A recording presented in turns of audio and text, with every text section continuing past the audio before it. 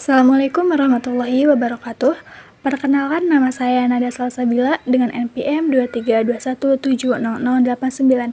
Di sini saya akan membuat video pembelajaran tentang geografi regional negara maju. Simak videonya bareng-bareng ya. Jika kamu berpikir semua negara besar dan terkenal pasti memiliki wilayah yang luas, maka kamu harus mengenal negara kecil yang satu ini, yaitu negara Liechtenstein. Negara kecil ini tersembunyi di antara pegunungan Alpen, Eropa, dan menyimpan keunikan geografis lainnya.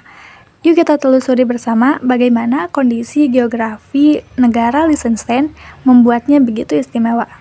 Negara Liechtenstein adalah sebuah negara kecil yang keempat di benua Eropa setelah negara Vatikan, San Marino, dan Monaco. Negara Liechtenstein ini terletak di Eropa Tengah, tepatnya di antara negara Swiss di sebelah barat dan selatan, serta Austria di sebelah timur dan utara. Secara astronomis, Liechtenstein berada di antara 47 derajat lintang utara dan 9 derajat bujur timur, yang menempatkannya dalam zona iklim sedang. Negara ini termasuk dalam kategori landlocked country. Kenapa? Yang artinya tidak memiliki garis pantai sama sekali. Bahkan negara Liechtenstein ini adalah salah satu dari hanya 2 negara di dunia yang dikelilingi oleh negara tanpa laut lainnya. Satu-satunya tetangganya juga landlocked, yang berarti tidak memiliki lautan. Topografi negara Liechtenstein sangat dipengaruhi oleh keberadaannya yang di pegunungan Alpen. Sekitar 2/3 wilayah negara ini berupa daerah berbukit dan bergunung-gunung.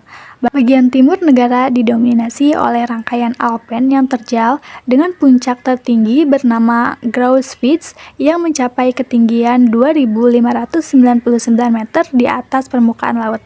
Sebaliknya, bagian barat negara Liechtenstein adalah lembah Sungai Rhine yang lebih datar dan subur. Lembah inilah yang menjadi lokasi sebagian besar kota dan pemukiman penduduk.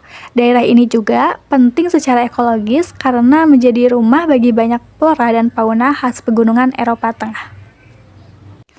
Negara Liechtenstein memiliki sumber daya alam yang terbatas, tapi tetap penting dalam skala lokal. Sekitar 41% wilayah negara ini tertutup oleh hutan yang berfungsi sebagai penyeimbang ekosistem dan perlindungan dari erosi pegunungan.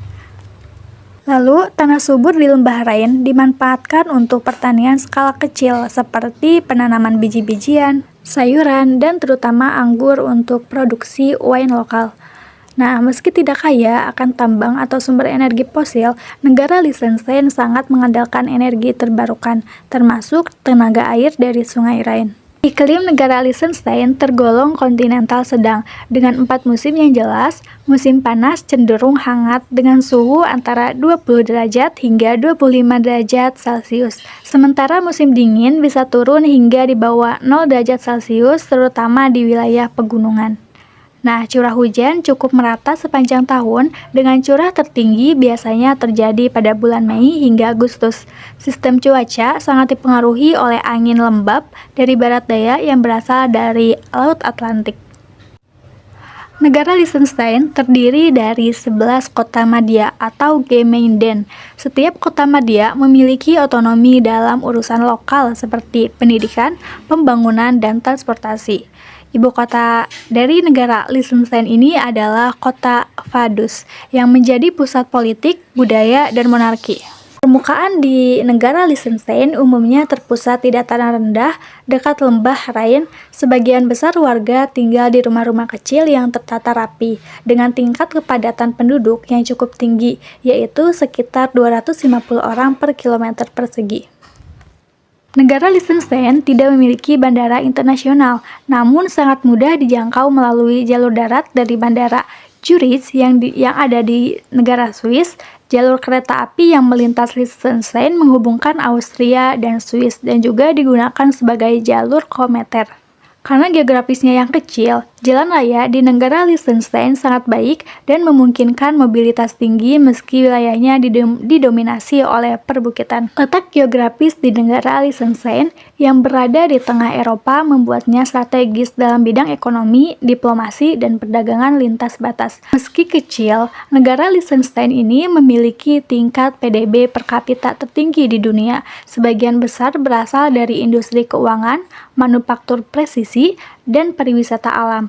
Nah, keunikan geografis negara ini juga menjadikan Liechtenstein sebagai negara yang stabil secara ekologi dan sangat rendah emisi karbon. Dengan luas yang kecil, namun keanekaragaman geografis yang luar biasa, negara ini adalah bukti bahwa ukuran bukan segalanya. Pegunungan, lembah, sungai, dan masyarakat hidup harmonis dalam keseimbangan antara alam dan pembangunan. Nah, adapun sumber daya alam negara Liechtenstein. Karena ukurannya yang kecil, negara Liechtenstein hanya memiliki 2 sumber daya alam, yaitu kerikil dan air. Akan tetapi, daur ulang limbah konstruksi dan pembongkaran telah ditetapkan sebagai prioritas untuk kebijakan efisiensi sumber daya nasional atau sektor tertentu.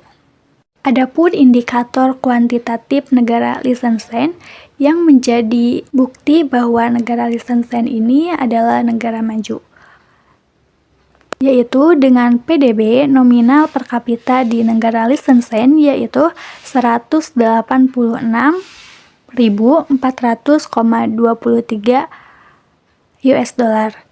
Termasuk kriteria negara maju karena lebih dari 27.790 US dollar. Lalu ada pertumbuhan penduduknya yaitu 0,90% yang tidak termasuk ke dalam kategori negara maju karena kategori negara maju yaitu 0,1%. Untuk harapan hidupnya yaitu 84,3 tahun yang berarti masuk ke dalam kategori negara maju yaitu lebih dari 77 tahun. Dan angka kematian di negara Liechtenstein yaitu 6,8 per 1000 penduduk dan itu tidak termasuk ke indikator negara maju yaitu kurang dari 6%. Lalu dengan angka kelahiran 9,2 per 1000 penduduk termasuk ke dalam kategori negara maju karena kurang dari 11. Nah, jadi teman-teman, meskipun negara Liechtenstein ini hanyalah negara kecil tanpa laut dan sumber daya alam yang melimpah, tetapi kondisi geografisnya justru menjadi pondasi kuat bagi kemajuan negaranya. Terletak strategis di tengah Eropa dan berada dalam kawasan pegunungan Alpen yang indah, negara Liechtenstein ini memanfaatkan keunggulan geografis ini untuk membangun pariwisata berbasis alam, industri ramah lingkungan, serta sistem transportasi yang efisien. Dengan tata ruang yang tertib, lingkungan yang bersih, dan memanfaatkan energi terbarukan, negara Liechtenstein ini membuktikan bahwa negara maju tak harus besar atau kaya sumber daya alam. Yang lebih penting adalah bagaimana sebuah negara mengelola wilayah dan potensinya secara cerdas dan berkelanjutan. Dari kondisi geografis yang menantang, negara Liechtenstein berhasil tumbuh menjadi salah satu negara maju dengan kualitas hidup tertinggi di dunia. Ini menjadi pelajaran berharga bagi kita semua bahwa kemajuan bukan soal luas wilayah, tapi soal visi pengelolaan dan keberlanjutan. Mungkin sekian pembahasan tentang kondisi geografis di negara Liechtenstein. Semoga dapat bermanfaat bagi kalian. Jangan lupa untuk like, subscribe, dan share sebanyak mungkin. Dan terima kasih telah menonton.